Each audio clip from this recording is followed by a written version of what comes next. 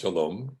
Our topic today is hospitality, Abraham hospitality. I've titled this Abraham Hospitality and the Coronavirus, but there's going to be more things here. It occurs to me, and of course, the central reason why I chose this topic is because one of the fundamental disruptions that we have experienced in the course of the last 7 months is the disruption of our normal hospitable lives.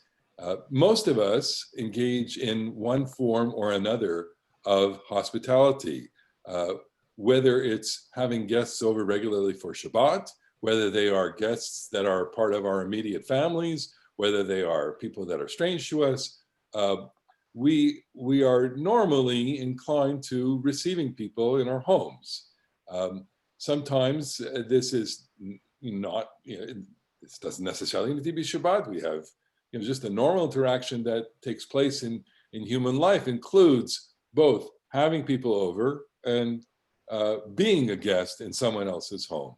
The fact that we can't do that, or the fact that that is very limited for us, is highly disruptive. And I think it has shaken our own humanity in ways that I think we can't really understand yet. And it has drawn me to this subject on many, many levels. I want to also quote my dear friend and colleague, Rabbi Morty Schwartz, who, and this is the way the serendipity of Jewish ideas happens. You see your buddy in shul, and he says, because it's out of the blue with Morty, hospitality is the central of religious experience. And he mentioned a philosopher to me, Richard Carney, who I'd never heard of.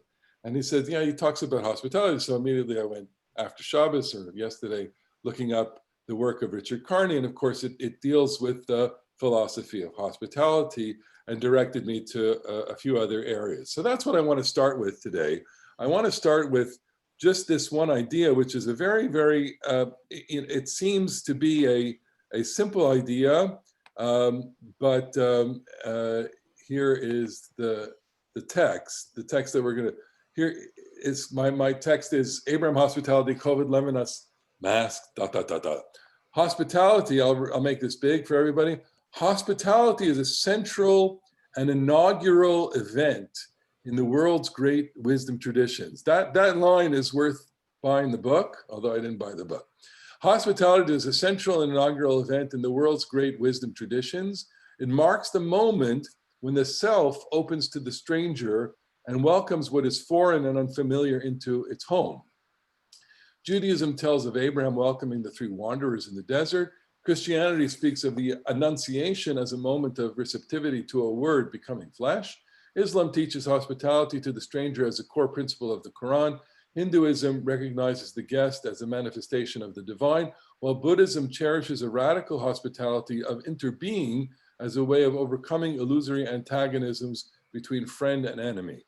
And this book is called Hosting the Stranger Between Religions, edited by Richard Carney and James Taylor, not the I'd Seen Fire and Rain James Taylor, but a different James Taylor. Hospitality is a central and inaugural event in the world's great wisdom traditions.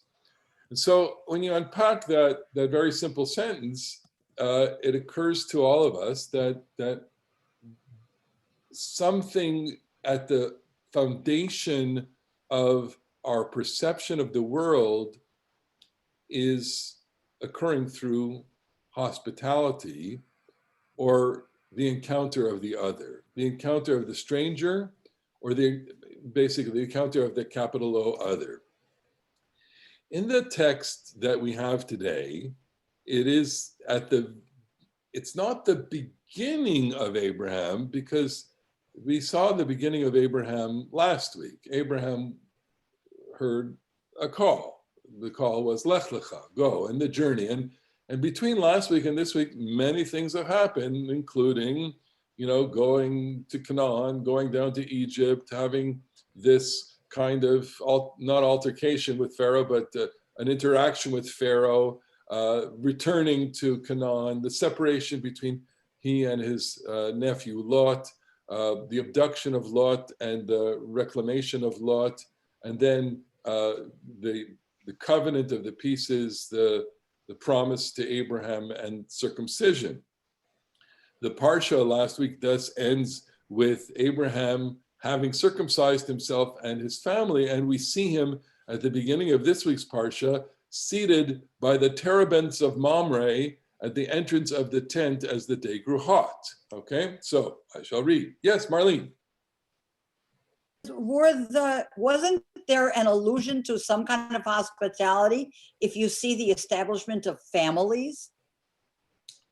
So we can correctly make that interpretation that the establishment of families, seems to underlie an openness to other people, but maybe not. And here is the first real account of a moment of hospitality. Okay, I don't see everybody's face in my side here, so you may have to shout if you have a question. I only see four or five faces. The Lord appeared to him by the terebinths of Mamre. What's a terebinth? A tree. He was sitting at the entrance of the tent as the day grew hot. Okay, so I just want to highlight the idea that a tent structure is a fragile structure. A tent structure has tremendous symbolism, of course, because it's the nomadic structure, but also because it is open. It is essentially open and vulnerable. And so here you have the essence of the experience in as a nomad, which is that you are akin to others in your vulnerability to the elements. Looking up, he saw three men standing near him. As soon as he saw them, he ran from the entrance of the tent to greet them, and bowing to the ground, he said, "My lords, if it please you, do not go on past your servant. Let a little water be brought. Bathe your feet and recline under the tree. And let me fetch you a morsel of bread that you may refresh yourselves. Then go on, seeing that you have come your servant's way." They replied, "Do as you have said." Abraham hastened into the tent and said, "Quick, 3 seahs of choice flour, knead and make cakes." Then Abraham ran to the herd, took a calf tender and choice, and gave it to a servant boy, and hastened to prepare it. He took curds and milk and the calf that had been prepared and set these before them.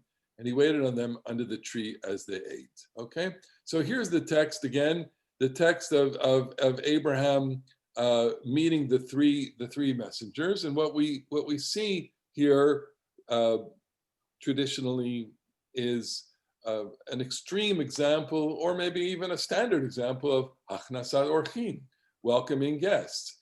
What we know here is that, well, it's sometime after the circumcision. The rabbis are going to say that it's immediately after the circumcision, or it's on the third day after the circumcision, and that he's still recovering.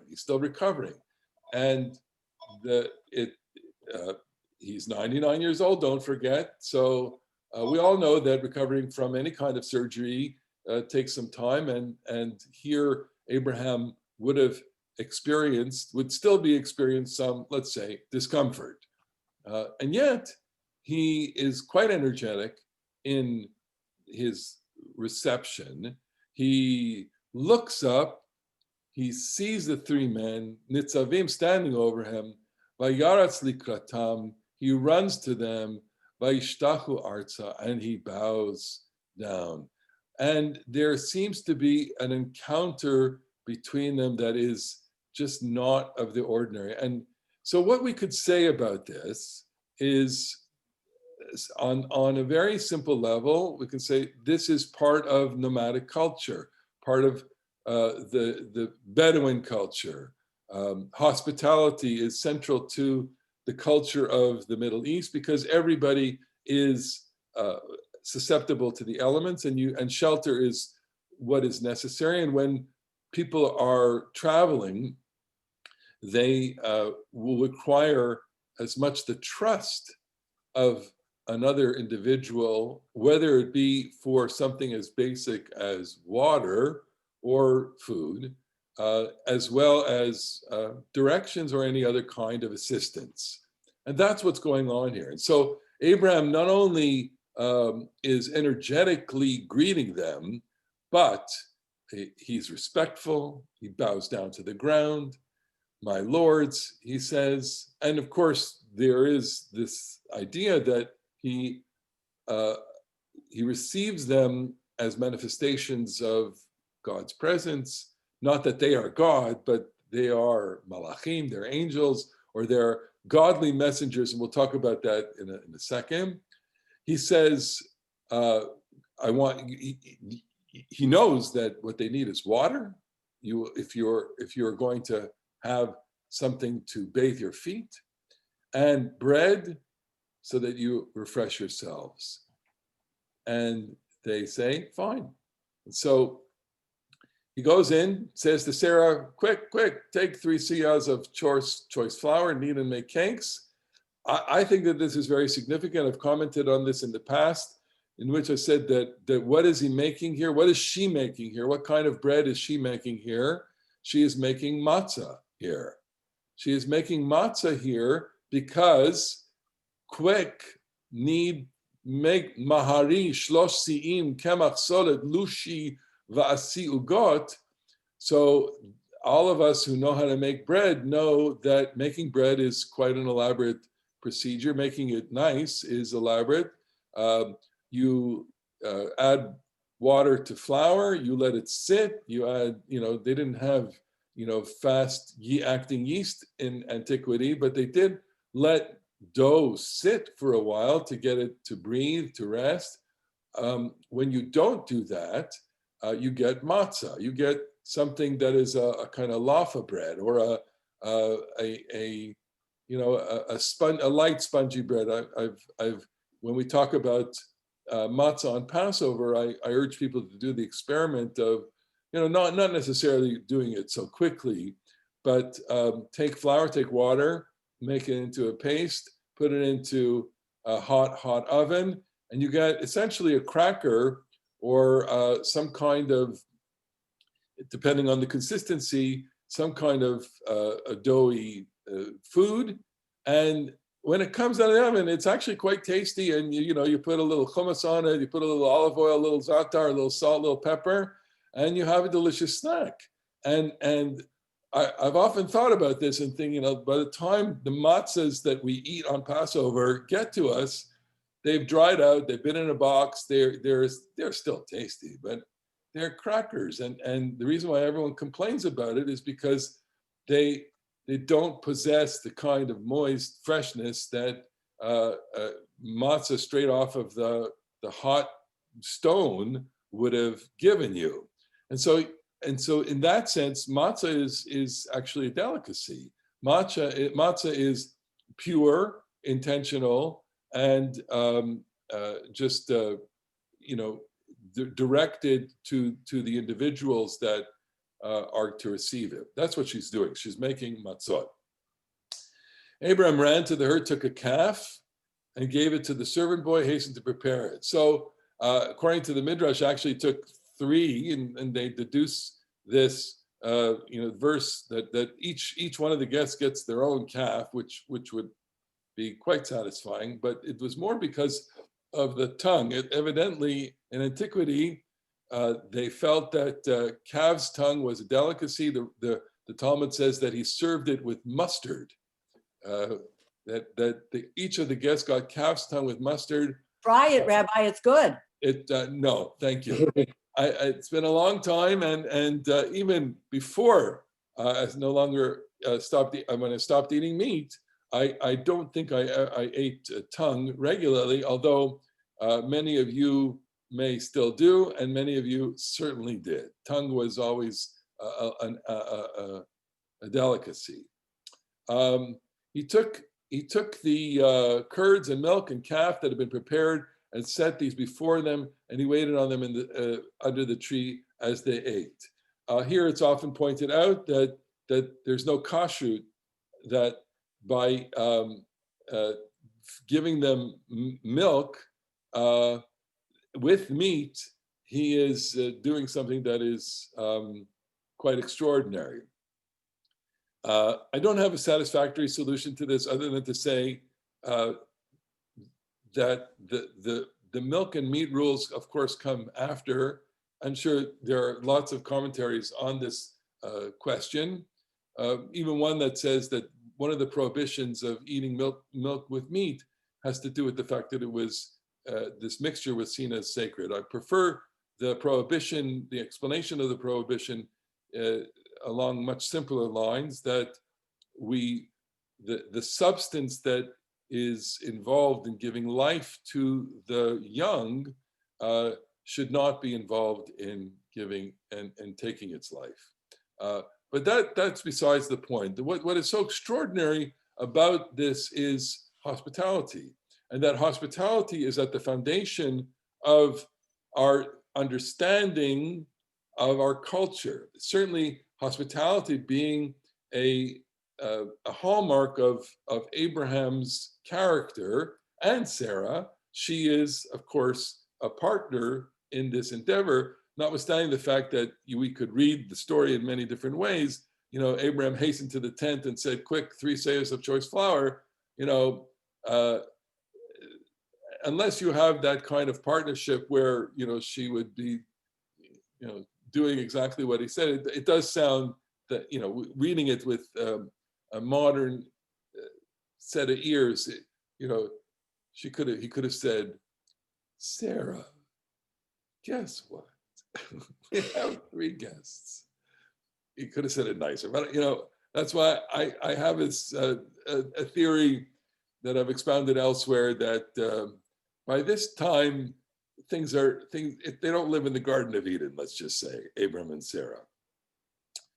All right, what we get is a expression, and this is the Talmud Bava Metzia, which elaborates on this whole story, which leads to the idea that receiving guests is preferable to receiving the divine presence.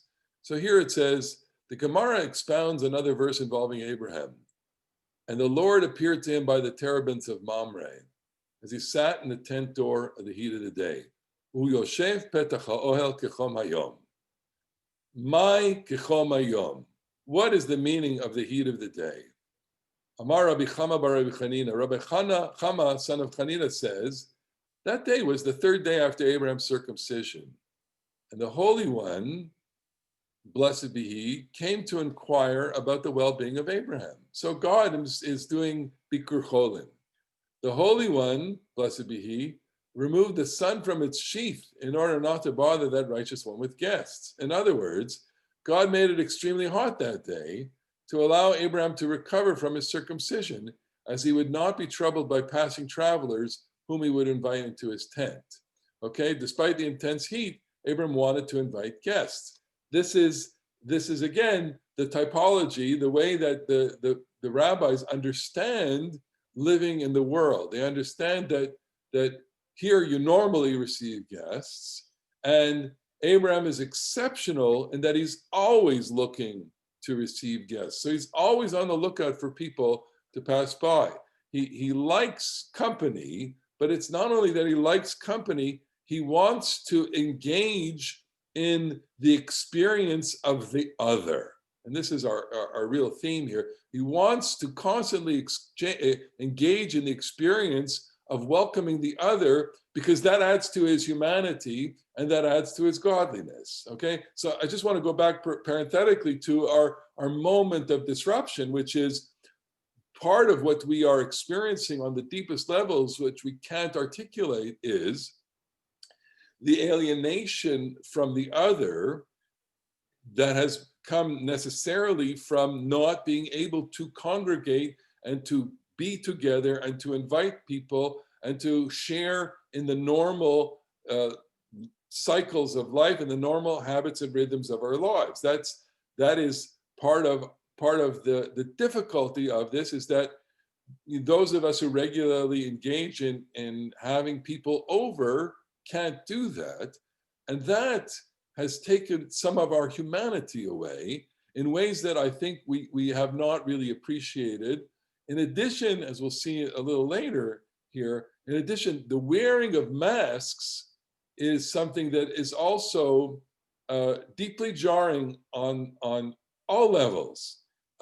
We can get used to anything as human beings, and I suppose we can get used to, seeing someone else in masks. As I've said to people, when I recognize them and they recognize me from a distance while I'm wearing my mask, right? So here I happen to have one, around. So when I see people, I say, it's the reason why you recognize me is not because of my face, it's because of my shape, right?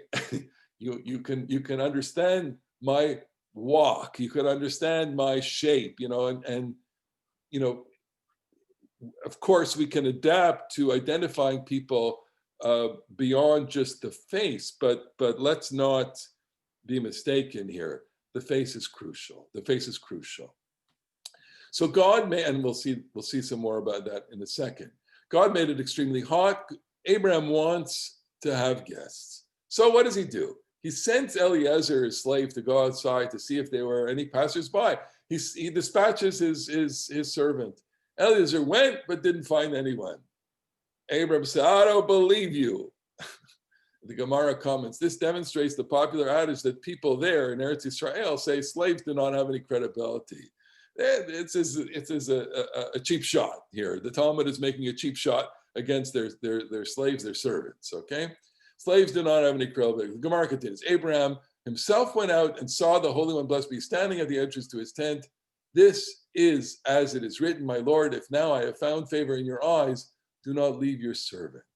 God's presence was there, and Abraham asked him for permission to attend the travelers. In Hebrew, it's, I'm sorry, it does, matzati chen beinecha, do not leave your servant, you have to stay here. So it's al na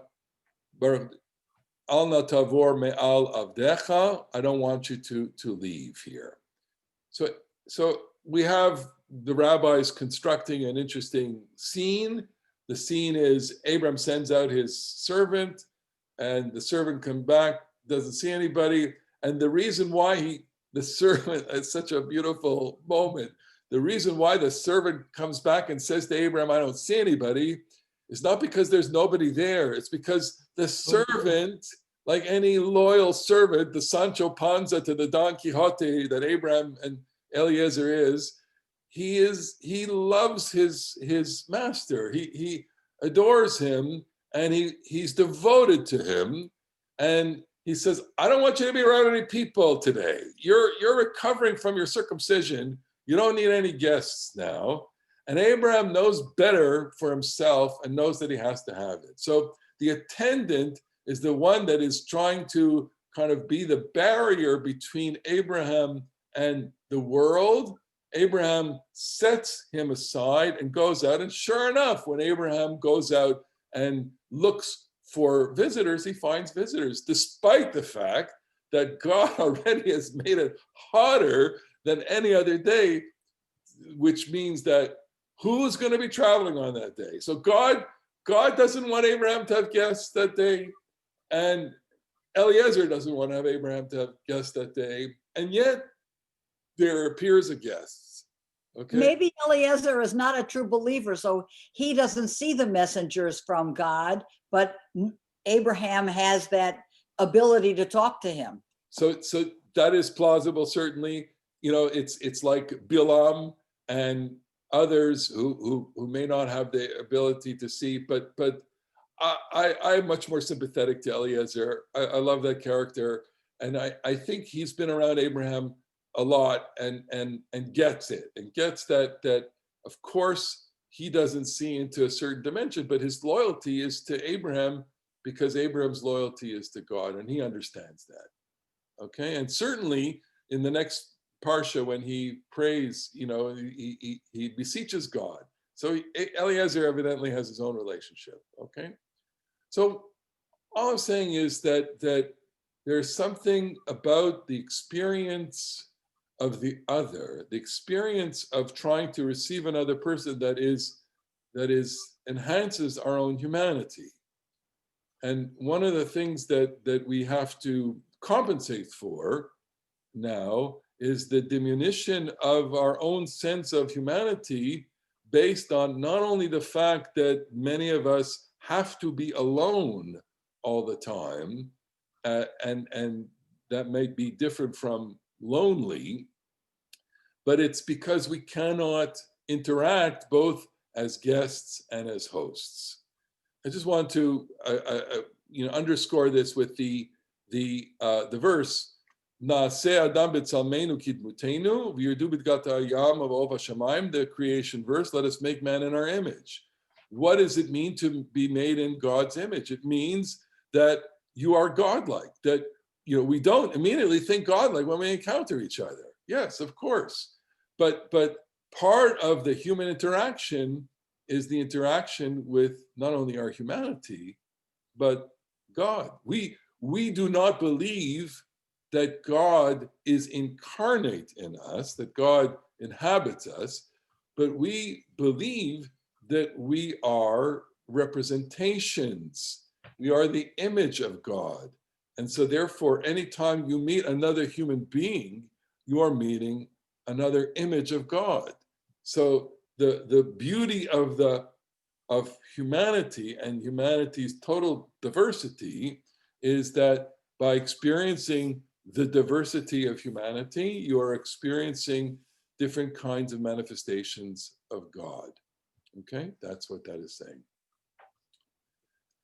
In Jonathan Sacks's new book on morality, he describes this in much more deeper, clearer, and philosophical language. He's saying we have different kinds of relationships. He's moving into a whole discussion about the way we interact with the world and with each other. And he is talking about Martin Buber and Martin Buber's articulation of human relationships in basically two categories: the I-it relationship, in which everything is related from the self to the other in terms of its practicality, the other's utility, and then the other kind of relationship, I-thou. The other kind of relationship, I-thou, Martin Buber, called encounter.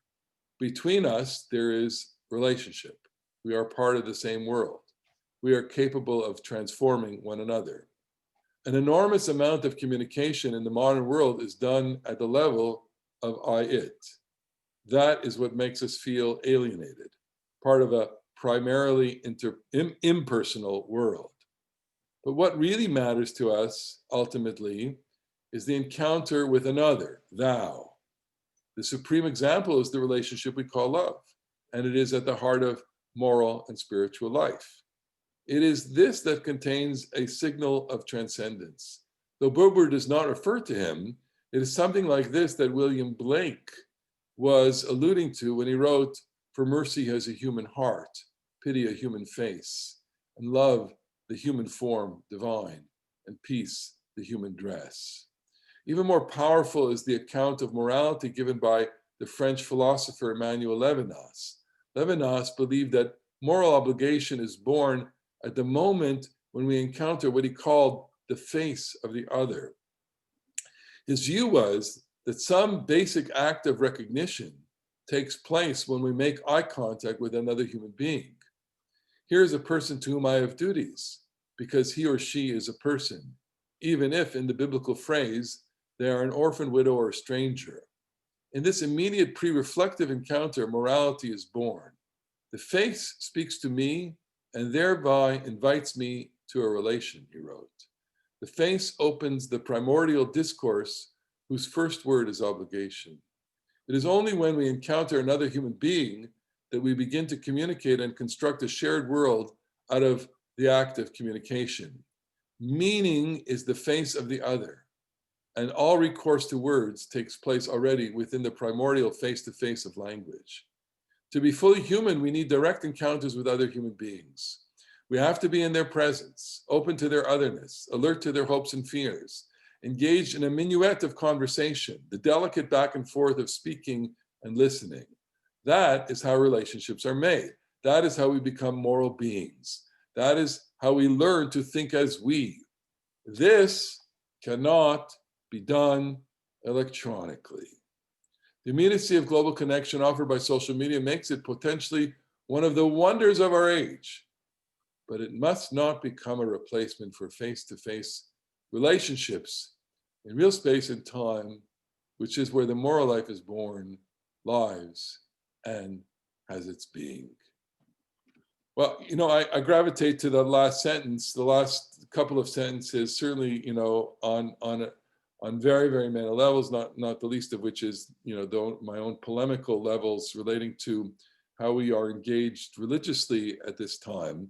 But I want to leave that off. You know, it obviously echoes in a lot of things, because we crave the way to gather with each other. And as you can all experience, even being in this class, you understand that being on the screen is just a fraction of the experience of being together in person. And the reason for this is because, you know, as much as I have you on the screen right now, I have the text in front of me, a green dot, which is the camera, and all your faces on the side. And my own optical ability makes me incapable of looking at the camera, looking at you, and looking at the text at the same time. So I'm looking at the camera now, I'm looking at you now, and I'm looking at the text now, and all of that is fractional. And that means that we can't have a total interaction. And so anyone who says that we are not going to pay a huge price for this, despite the advances and despite all the advantage of it, is simply not being aware of all of the information that we are missing, even as we are trying to communicate this. Okay, and so he brought in Buber. Buber is understood in terms of the I-thou relationship, but he brought in this very interesting philosopher, Emmanuel Levinas, which is, he is not well known in the West, a French philosopher, he's Jewish, he is a survivor. He passed away a number of years ago. He's written many, many important books in French, and I want to bring him up also. And I just before I bring Levinas into the picture here, I just thought I would reiterate the COVID rules from the CDC, okay? And look how these rules that we are living with, they affect our hospitality. It's about hosting gatherings and cookouts. Remind guests to stay at home. So the first thing you're doing when you're inviting guests is say, if don't come, okay? You can't come, all right? So under normal circumstances, you know, people who had a cold may have stayed home. People who, you know, people didn't really worry about this. If you blew your nose or you sneezed, you weren't going to call someone up and say, I'm not coming over because I sneezed, okay?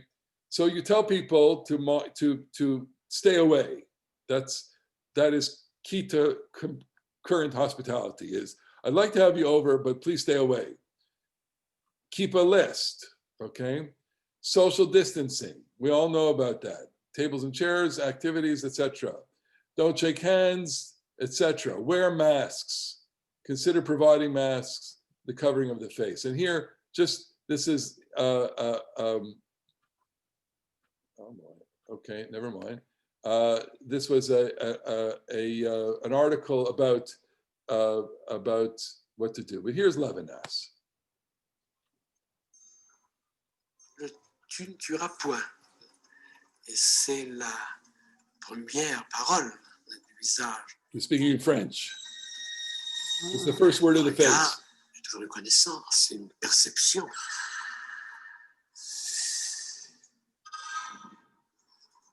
Il y a dans le visage, absolument exposé, comme menacé, comme nous invitant à un acte de violence.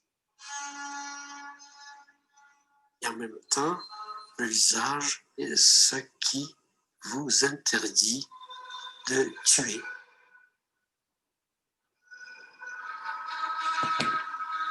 C'est quand vous voyez un nez, des yeux, un front, un menton, et que vous pouvez les décrire, vous tournez vers autrui comme vers un objet.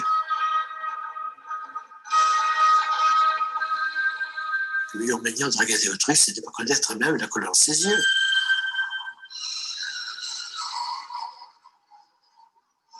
L'autre homme, qui de prime abord fait partie d'un ensemble, et qui sont toutes mes données comme les autres objets, comme l'ensemble du monde, comme le spectacle du monde. Et l'autre homme perce de quelque manière cet ensemble précisément par son apparition comme visage, qui n'est pas simplement une forme plastique, mais qui est aussitôt un engagement pour moi, un appel à moi, un ordre pour moi de me trouver, je dirais, au service de ce visage. Hein? Et c'est ça que j'appelle cette manière de commander du visage, c'est ça que j'appelle la parole de Dieu dans le visage.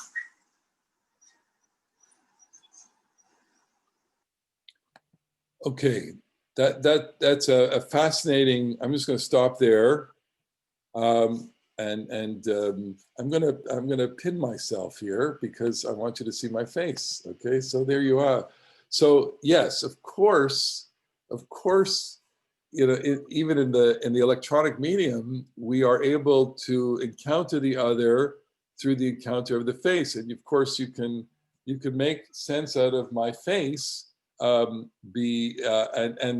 certain aspects of my personality from my face. I think Levinas is saying something much deeper than just the obvious.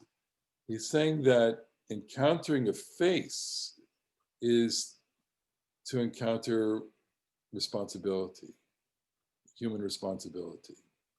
And it is, you are engaging with the other. When you see a person's face, everything about your own humanity has been triggered or engaged. So when I put the mask on, right, and you see my eyes, but you don't see the expression on my mouth. What you're missing, of course, is just an abundance of information about who I am, what I'm feeling, what I'm thinking, what my whole experience is, and my relationship to you. And so we're going to be like this for a long time, and it's important to understand what is happening on the deepest levels of psychology and philosophy, in terms of our interactions. You know, we are admittedly quite apprehensive when we see a person in a mask, and it's not an accident that when people want to scare us, they put on a different mask. I mean, yesterday or 2 days ago was Halloween. I didn't get many people visiting at my door. Halloween is all about the experience of the mask. Okay, all right. I want to just return to my shared screen here. We'll go on.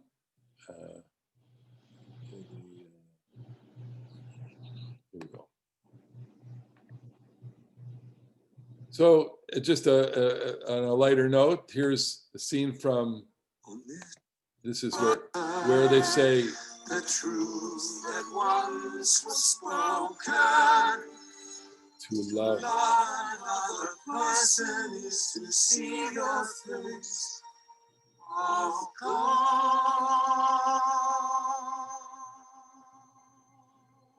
Okay, so you get that point.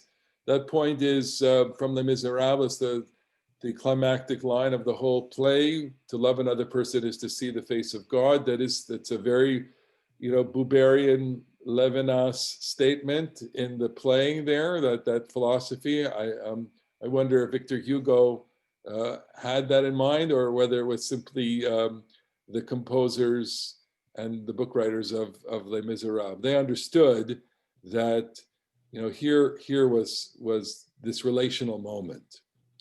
Well, let's go back to some some sources and see how hospitality figures into the tradition. The reward for escorting a stranger is greater than any reward. Schar halevaya mirubeh min hakol, says Maimonides. Maimonides is trying to encapsulate the tradition. It is a practice introduced by our father Abraham, a way of kindness which was habitual with him. He served food and drink to wayfarers and escorted them. Hospitality to wayfarers is greater than welcoming the divine presence. Gidola hachnasat orchim me hakbalat pnei hashchina, pnei shchina. Hospitality to wayfarers is greater than welcoming the divine presence, as it is written, he ran and he saw 3 men and greeted them. Ulivuyam, and escorting them is even greater than receiving them. Ulivuyam yoter me'achnasatam. Amru chachamim kol she'eino malveh ki'ilu shofech damim. Escorting them is even greater than receiving. The sages have declared, and anyone who does not escort his guest is almost guilty of bloodshed. And that is quite an extreme statement. And where does that come from? That comes from Sota 46b, and here's the text. The Gemara continues to discuss the importance of accompaniment. Rabbi Yochanan says in the name of Rabbi Meir, whoever does not accompany another or will not allow himself to be accompanied is like a spiller of blood and is held responsible for any deaths that occur as a result of his inaction.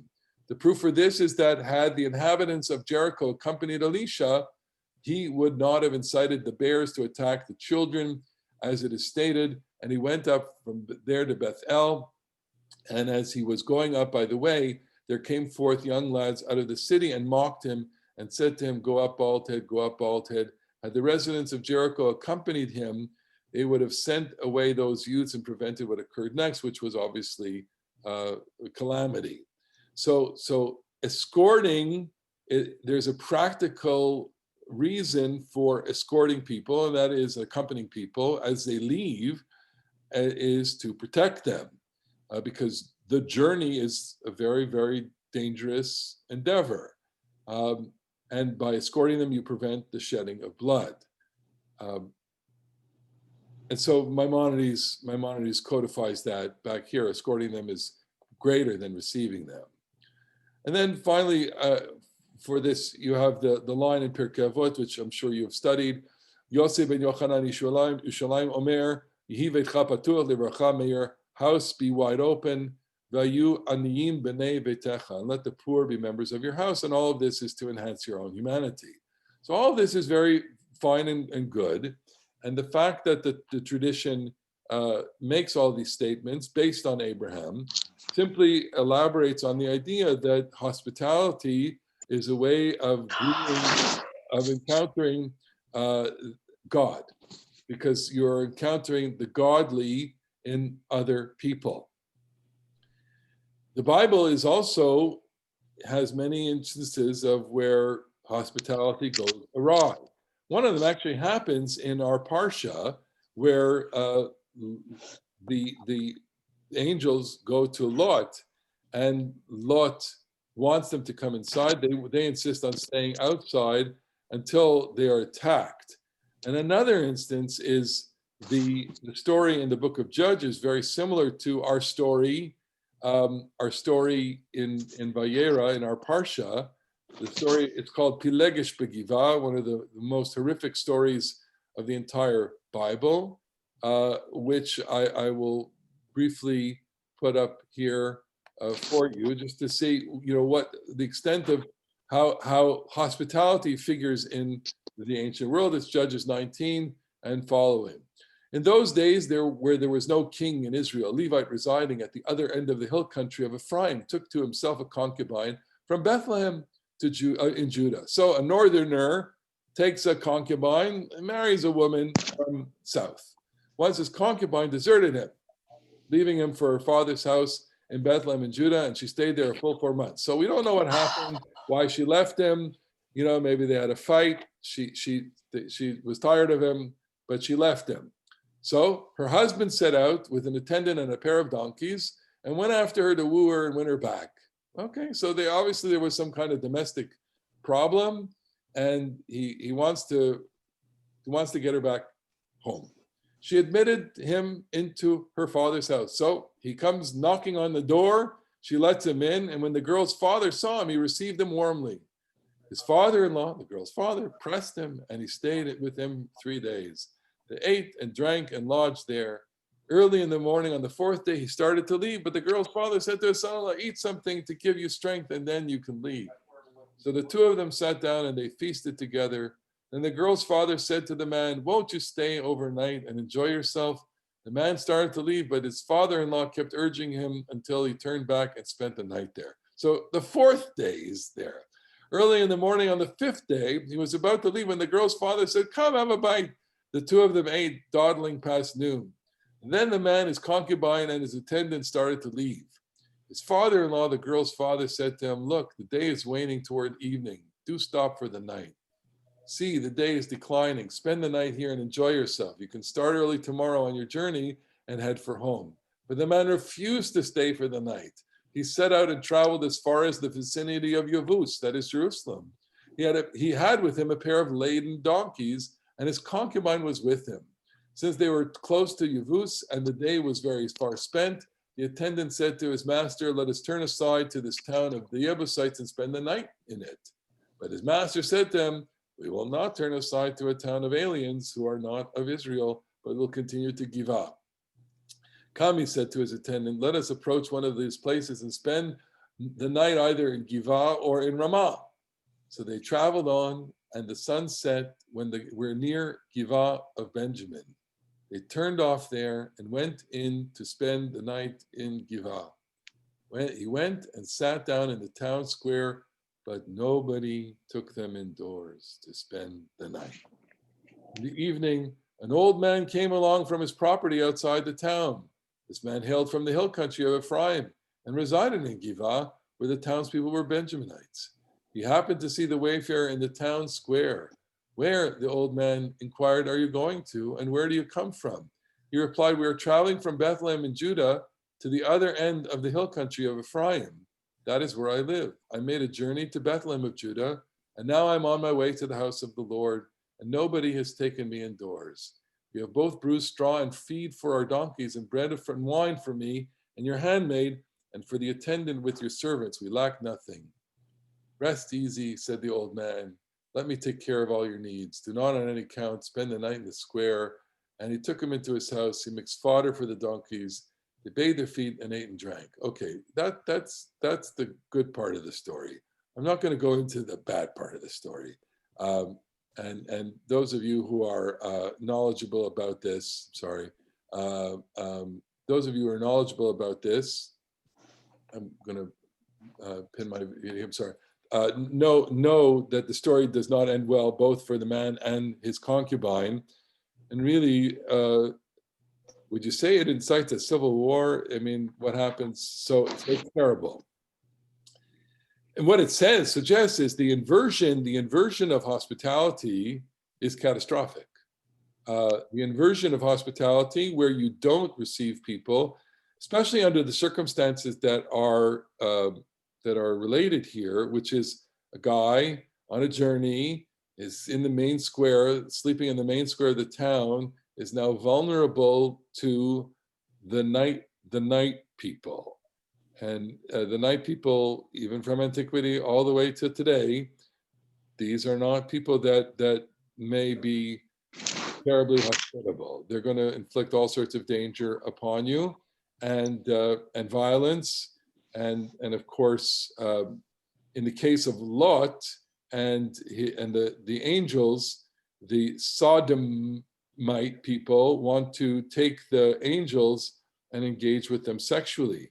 In the story that exists here, the same thing is happening. It's an echo of the Lot and the angel story, because this guest is now vulnerable, and the people of the town, Giv'ah, they want to molest him. They end up molesting, and worse, the Pilegesh, the concubine. So on the very surface of these stories, hospitality is a matter of life and death. And hospitality is a matter of the social cohesion and the basic norms of society. On the deeper levels, hospitality is a matter of receiving the divine presence.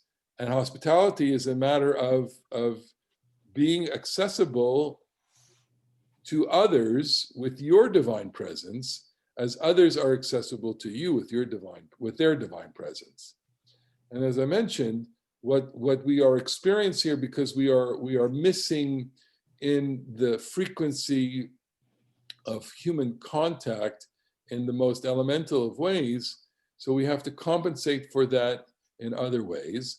The electronic media is helpful, but by no ways sufficient, and itself will have other kinds of maybe untold consequences for us in the future. We will see that. This is true both in the normal interactions in business, it's true in education, and also obviously true in our endeavor in religious life and communal life. Notwithstanding the fact that there are many, many advantages of this. Yesterday I was on at least 3 social gatherings where people were celebrating things. Everyone was lovely, it was beautiful. To celebrate a birthday, I celebrated 2 birthdays yesterday with 2 friends. These are great experiences. They're different from being together, with people and, having all of the interactions that we normally have, and being a guest in the preparation and all that. And I suspect that because it's become so convenient, we're going to opt for this as opposed to the others. I think it's going to take a great effort to recapture those patterns of behavior when this ends. And of course, we don't know how and when and under what circumstances we will be able to do all of these things. But philosophically speaking, we have to certainly recognize what we are missing. As we all recognize it intuitively, we have to recognize it on a much deeper level. I'm going to now remove my pen and let people, everyone together, and see if you have any questions here. Anybody want to make a comment? Go ahead, Ilana. I just want to make a comment. It's not exactly connected, but I was just thinking while you were doing your beautiful lesson about levaya, accompanying the dead, not to let the dead go away by himself. So we go to the levaya, to the funeral, and we walk together until the place where it ends. So it's interesting that you mentioned that, because the comment from Maimonides comes from the rules or the code of Avelut. And he talks about that in the exact preceding stanza. He talks about Levaya, and there is something to be said about this, that both escorting the dead and the living are at the very least forms of respect, but also in terms of safety. Yes. Okay. Anybody else want to make a comment? Yeah. There, Bob. Yeah, one is a quick question and the other is a comment. The juxtaposition of the destruction of Sodom and Gomorrah directly following this, is that also an indication of the incredible anti-hospitality that the residents of those cities had to others? I seem to remember Rabbi Gordon in a Hasidic Chabad talk talking about some of these things. That's the first question. So we make the connection between Sodom and their hospitality and the destruction. That part of the evil of Sodom and Amorah is that they don't relate to people. They don't have that kind of code for the stranger. They don't share that common humanity. And, we're understanding it here, obviously, on a much deeper level. I'm putting all sorts of theological overlays here. A place that has absolutely no attention, pays no attention to the image of God, is certainly not going to relate to other human beings with any degree of respect. And that is certainly part of their evil. Yes. Thank you. The other is I recently heard a wonderful YouTube video from Rabbi Sachs, which talked about Vaira and Leonard Cohen, the Canadian singer, and sort of the whole issue of you want it darker. And his whole talk was on Leonard Cohen's perspective, if you will, on this. So I'm wondering if you're familiar with that because it's really incredible. I think I saw it. I'm not sure, but he Really you know, fine. How about you, sweetheart? Ellie, It's on YouTube if you just, Right. you know. If you're waiting, I'm like, for where? For what? Ellie, you have to He's on mute. mute.